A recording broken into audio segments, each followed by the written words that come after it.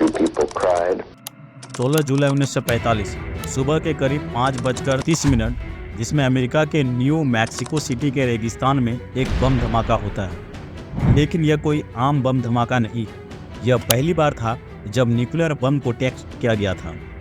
Nuclear bomb को code नाम दिया गया था ट्रिनिटी और इस पूरे प्रोजेक्ट को लीड कर रहे थे साइंटिस्ट जे रॉबर्ट ओपेनहाइमर। इस बम धमाके को देखकर रॉबर्ट ओपेनहाइमर हैरान रह जाते हैं। उन्होंने एक्सपेक्ट किया था कि इस बम धमाके का साइज होगा करीब 0.3 किलो टन ऑफ ट्रिनिटी यानी TNT, लेकिन एक्चुअल में यह ब्लास्ट 50 गुना ज़्यादा खतरनाक। इस धमाके से इतनी भयंकर गर्मी निकली कि वहाँ मौजूद स्टील का टावर इवेपोरेट हो गया।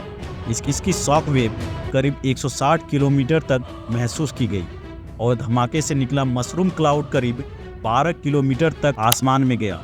यह सब देखकर ओपेनहाइमर इतनी शॉक्ड रह जाते हैं कि भागवत गीता से एक लाइन उनके मुंह से निकलती है, now I am become the destroyer of the world. अब आप यह सोच रहे होंगे कि ओपेनहाइमर को इस भागवत गीता की बात कैसे पता, तो इसके बारे में हम आगे बात करेंगे। क्या थी इसकी पूरी कहानी, कैसे न्यूक्लियर बम को डेवलप किया गया, क्या एक ओपेनहाइमर हीरो थे या विलन थे, और उन्हें कैसा लगा यह जानकर इनकी क्रिएशन की मदद से लाखों करोड़ों लोगों की जान चली गई। आइए जानते हैं आज के इस वीडियो में।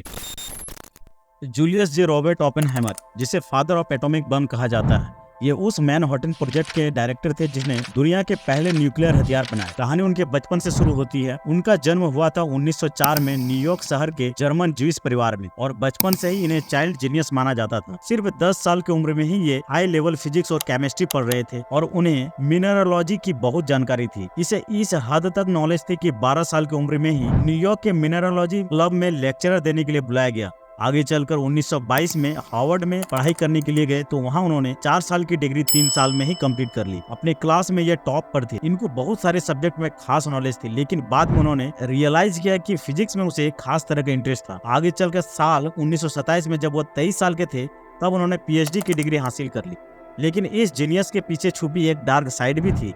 उनके दोस्तों का कहना था कि वो एक चेन स्मोकर थे और डिप्रेशन का शिकार थे। एक समय उन्होंने अपने भाई से कहा था, I need physics more than friend. इसका ध्यान सिर्फ और सिर्फ पढ़ाई में रहता था, बाकी दुनिया में क्या चल रहा है इसका कोई खबर वो रखते नहीं थे।